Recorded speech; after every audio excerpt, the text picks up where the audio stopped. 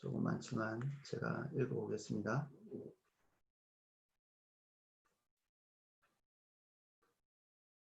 예수께서 그 자라신 곳 나사렛에 이르사 안식일에 늘 하시던 대로 회당에 들어가사 성경을 읽으시려고 서심해 선지자 이사야의 글을 들이거늘 책을 펴서 이렇게 기록된 데를 찾으시니 곧 주의 성령이 내게 임하셨으니 이는 가난한 자에게 복음을 전하게 하시려고 내게 기름을 부으시고 나를 보내사 포로된 자에게 자유를 눈먼 자에게 다시 보게 함을 전파하며 눌린 자를 자유케 하고 주의 은혜의 해를 전파하게 하려 하심이라 하였더라.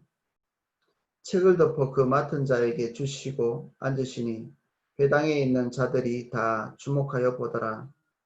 이에 예수께서 그들에게 말씀하시되 이 글이 오늘 너희 귀에 응하였느니라 하시니 그들이 다 그를 증언하고 그 입으로 나오는 바 은혜로운 말을 놀랍게 여겨 이르되 이 사람이 요셉의 아들이 아니냐.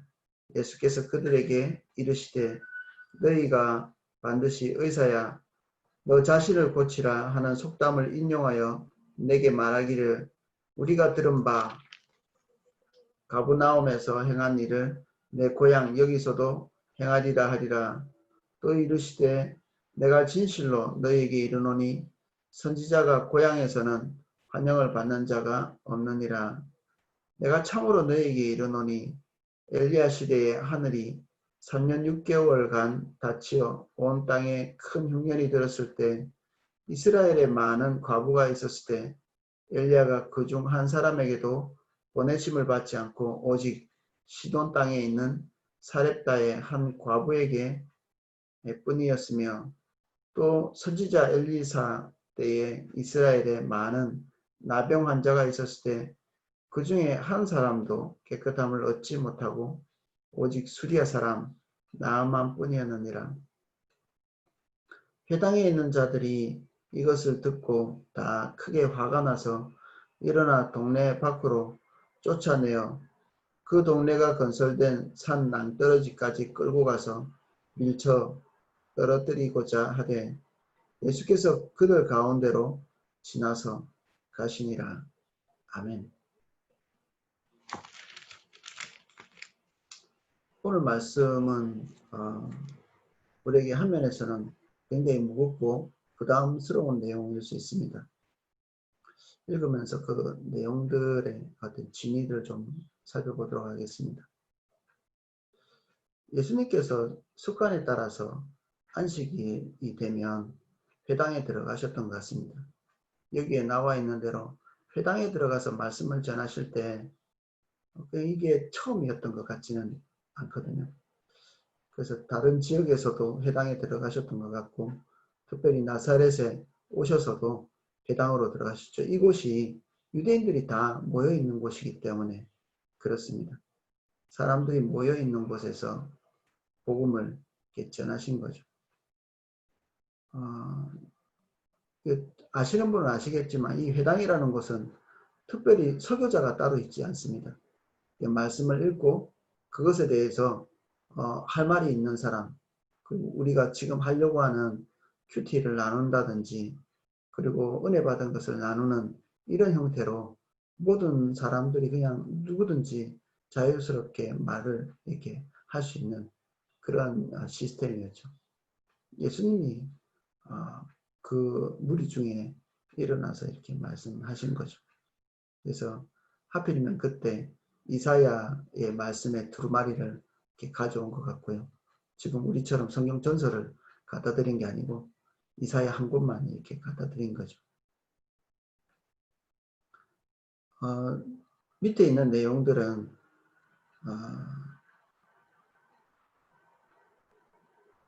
이사야 안에 이렇게 함축되어 있는 그런 내용들을 조금 이렇게 기록해 놓은 것입니다. 주의 성령이 내게 임하셨으니 이는 가난한 자에게 복음을 전하시려고 내게 기름을 부으시고 나를 보내사 포로된 자에게 자유를 눈먼 자에게 다시 보게 함을 전파하며 눌린 자를 자유롭게 하고 주의 은혜를 전파하게 하려 하심이라. 예수님이 사역을 시작한 처음부터 이 일들을 하셨던 것을 볼 수 있습니다. 예수님이 능동적으로 이 일을 하신 거죠. 수동적으로 했다기보다는 하나님의 일을 먼저 자신이 선택하시고 이 일을 하신 거죠. 예수님에게 일어났던 많은 일들은 예수님이 조절할 수 없었던 일들도 있었습니다. 구약시대부터 예수님에 대해서 예언해왔던 많은 그 예언들이 예수님의 탄생부터 시작해서 십자가에 달리실 때까지, 승천하실 때까지 모든 일생 동안의 일들이 성경에 예언되어 있는데, 그 중에 많은 부분은 예수님이 조절할 수 없는 탄생과 죽음 이런 것들이, 그렇지만 지금 우리가 읽은 이 부분들은 예수님이 능동적으로 하나님의 말씀을 성취하기 위해서 선택하셔서 했던 것 같습니다. 책을 덮어 그 맡은 자에게 주시고 앉으시니 회당에 있는 자들이 다 주목하여 보더라. 사람들이 예수님을 주목하여 볼 때에 저는 그 입에서 무슨 말이 나올지 기대했을 것 같습니다. 그런데 우리 뒤에 있는 내용들을 우리가 쭉 함축해서 우리가 읽었는데, 이런 내용들이 그들의 마음을 그다지 기쁘게 하지 못했던 것을 볼 수 있죠. 심지어 예수님을 낭떠러지에 끌고 가서 거기서 떨어뜨리려고 그들의 반응이 이렇게 격렬했죠. 여러분들 생각하시기에는 예수님께서 하시는 말 중에 어떤 것들이 그들의 마음을 격분시켰을 것 같으신가요? 예수님께서 하시는 이 말이 여러분들에게도 막 격렬한 반응을 일으키시나요? 그런데 여기 앉아있는 유대인들에게는 예수님의 얘기가 격렬한 말로서 그들 분노를 이렇게 자극하는 그런 말이었던 것 같습니다.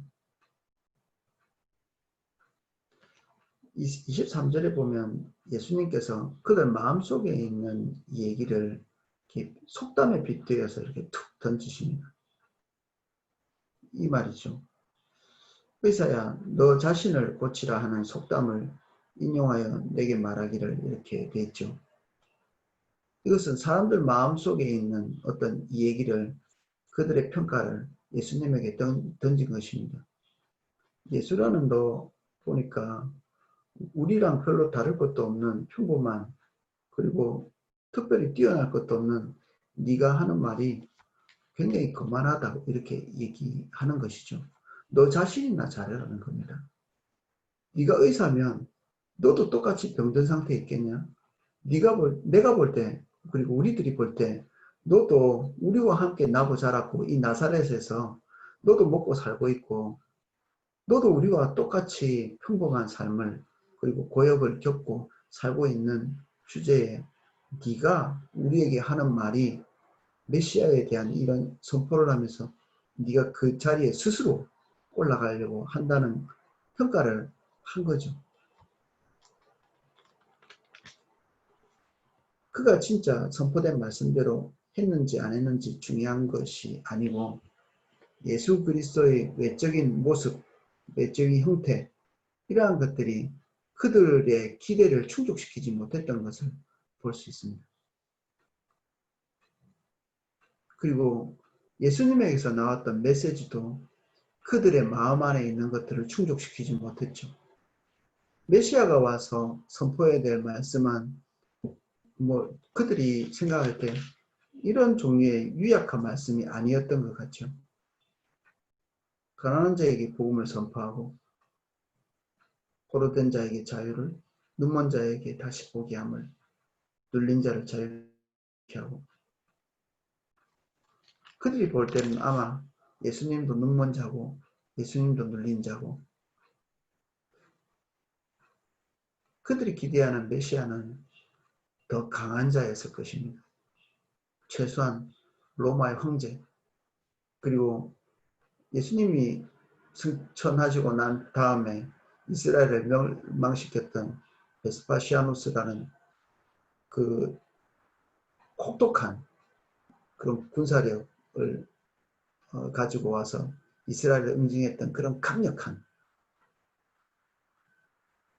장군처럼 그들이 기대했던 바는 그런 것이었을 것 같습니다. 그런데 예수님에 대한 그들의 시각이 불편했던 것은 이런 차이 때문입니다.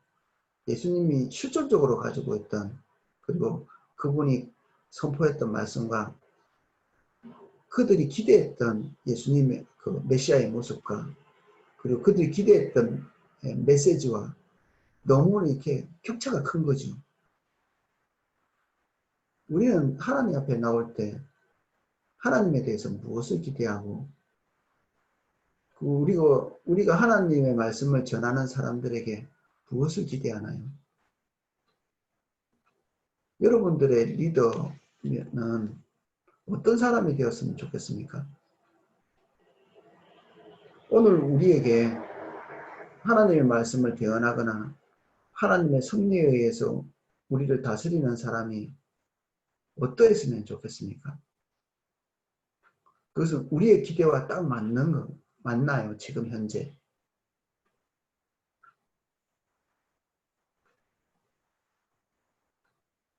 이 격차가 클 때 우리는 어떻게 반응해야 될까요? 우리가 기대하는 말씀, 그리고 우리가 기대하는 리더, 우리가 기대하는 환경, 이런 것과 지금 현재 우리 눈앞에 벌어지고 있는 것이 큰 격차가 있을 때 우리는 어떻게 반응해야 되죠?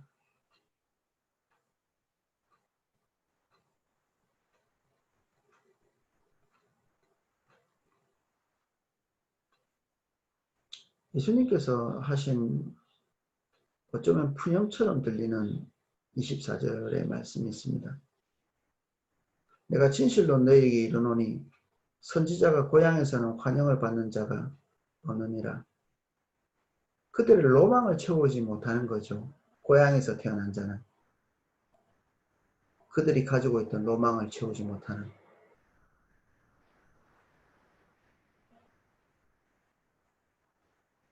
허드슨 텔러가 중국에 갔을 때 그는 중국인들의 눈에 드는 그런 차림, 그 선진국 서양 사람들이 흔히 하고 있었던 옷차림들을 벗어 던지고 그들이 입는 그 중국인의 옷과, 그리고 머리를 둥글게 이렇게 따가지고 이렇게 삭발을 하고 둥글게 닦는 이런 변발을 하고 돌아다녔거든요. 보통 서양 사람들이 가서 복음을 전할 때 그런 때 같이 몰려가는 그런 일이 있었는데, 허드슨 테일러가 갔을 때 사람들은 그에게 거의 오지 않았다고 해요. 그게 고향 사람처럼 보인 거죠. 중국 사람처럼 보인 거고, 뭔가 특별할 것이 없는 모습으로 간 거죠.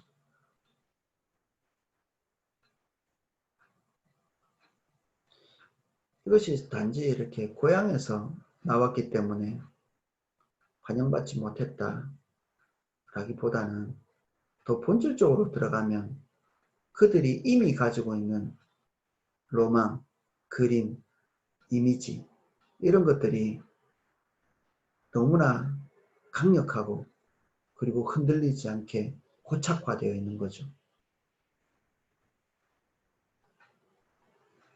이것에 대한 결과는 어떻게 됐냐면 25절부터 쭉 나오는 엘리야 시대에 버림받은 많은 사람들,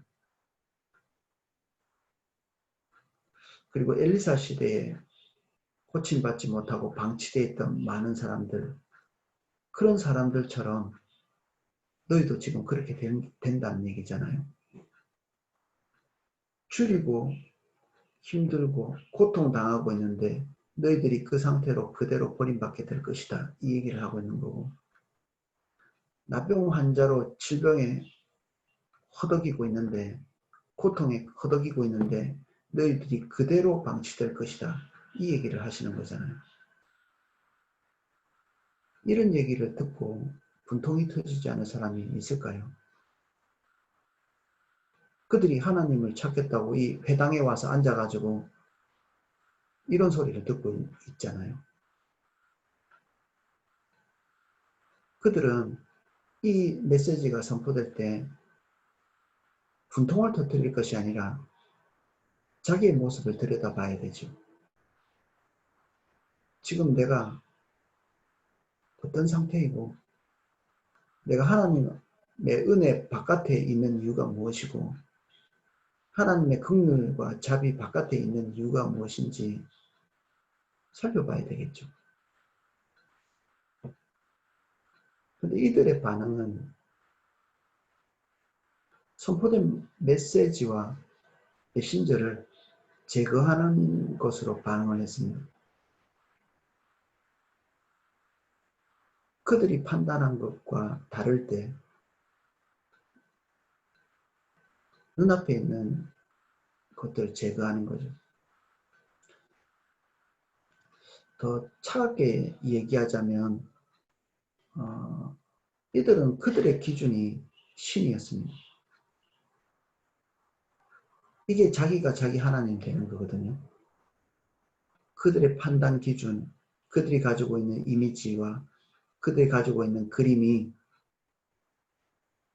선과 악을 이렇게 판가름 짓는 이게 인간 타락의 본질적인 부분이거든요. 이제 선악을 아는 사람이 된 거죠. 유대인들이.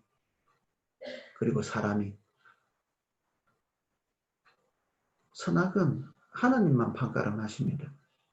우리의 관점에서는 선악을 판가름할 수 있는 기준이 없습니다. 왜냐하면 인간에게는 하나님같이 온전한 진리의 잣대가 없기 때문에 그렇죠.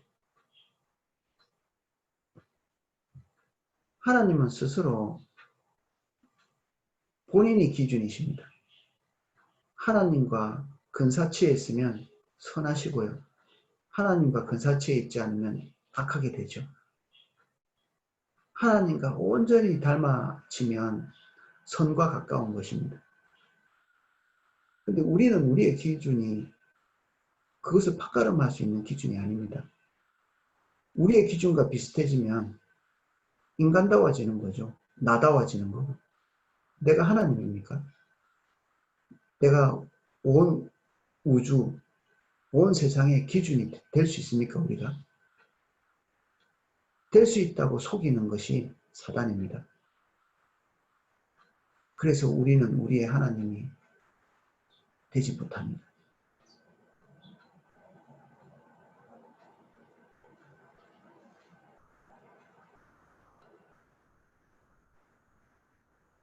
이것을 우리 개인에게 대입하면 하면서 되게 쉬운 일이 아닙니다.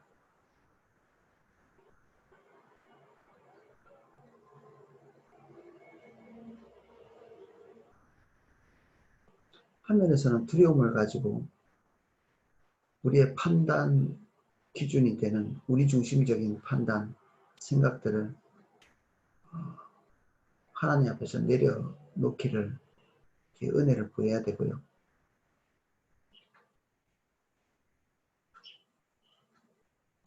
여기에 하나님의 은혜에서 제외된 사람들이 극소수의 사람들이 아니라 대다수의 사람인 것이 또한 두렵죠. 하나님께서 판단하시는 것이 가장 올바르다고 생각하고 그것을 선택하는 사람이 그다지 많이 없는 것입니다.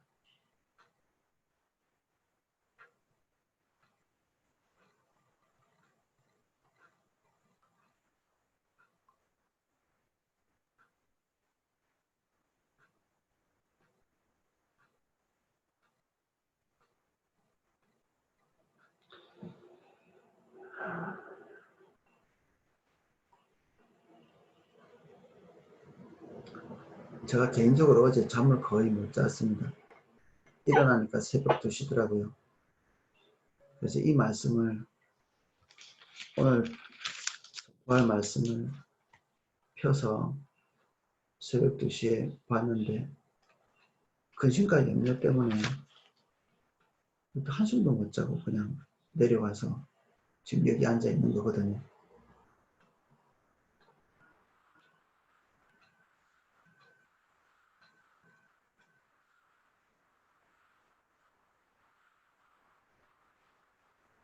내가 알고 있는 주님, 내가 알고 있는 하나님, 내가 가지고 있는 이미지, 내가 알고 있는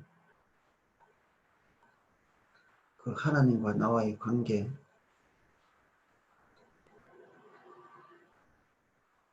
이런 것들이 오늘 지금 현재 하나님께서 우리에게 계시하고 알려주고자 하는 것과 정확하게 일치해야 될 텐데 그렇지 못한 것이 저에게도 이렇게 보이더라고요. 오늘은 주님 얼굴 구하시면서 내가 하나님 앞에서 가지고 있는 하나님에 대한 이미지, 여러분들은 어떤 메시지를 듣고 싶으세요? 여러분들이 기대하는 성경의 메시지는 뭐죠? 여러분들이 기대하는 하나님은 어떤 하나님이세요? 그것과 실제의 메시지와 실제의 하나님은 같은가요? 저 개인적으로는 좀 다른 것 같았어요. 그래서 주님께 은혜를 구하시면서 일단 내가 기대하는 게 뭔지 살펴보고 하나님과 하나님의 메시지에 대해서 그리고 주님이 지금 나에게 제시하고 계시는 그리고 나에게 다가오고 계시는 모습은 어떤지 이렇게 비교하고 살펴보면 좋을 것 같아요. 같으면 감사한 일인데 다르면 큰일입니다.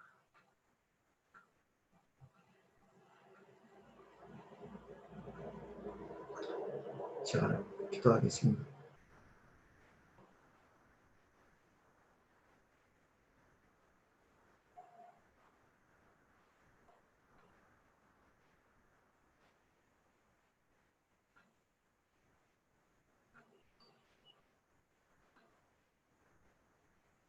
성령님 오셔서 우리를 충분히 사로잡아 주십시오.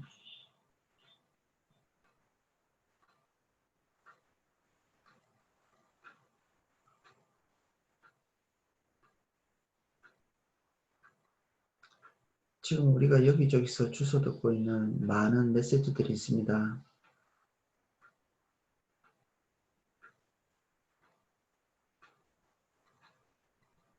특별히 우리 성도님들 중에 우리 마음에 흡족한 것을 찾기 위해서 동영상을 인터넷 가운데서 여기저기 서핑하고 있는 분들, 우리의 마음에 드는 메시지를 찾기 위해서 헤매고 있는 모든 분들, 그 모든 것들을 중단하고 우리가 기대하고 있는 메시지가 무엇인지 다시 점검할 수 있도록 도와주십시오. 내가 기대하고 있는 하나님이 어떠한 모습인지 점검할 수 있도록 도와주세요. 그리고 오늘 주님 우리에게 오셔서 주님의 메시지를 우리에게 말씀해 주십시오. 각자에게 하나님의 요구를 알리시옵소서. 주님 오셔서 우리에게 보여주고 싶으신 하나님의 모습을 각자에게 보여주십시오.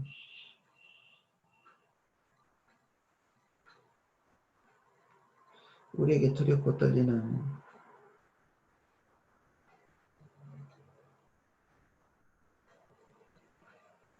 말씀일지라도 우리가 그것을 직면할 수 있는 용기를 주십시오.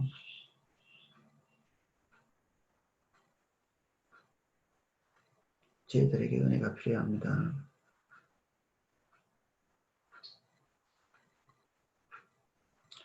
예수님 이름으로 기도합니다. 아멘.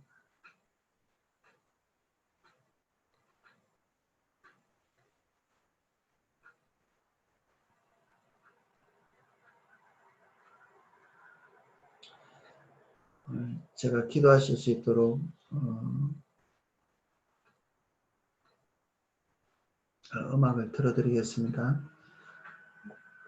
음악 들으시면서 주님께 질문의 시간을 좀 많이 가지는 그런 저와 여러분 되시기를 축복합니다.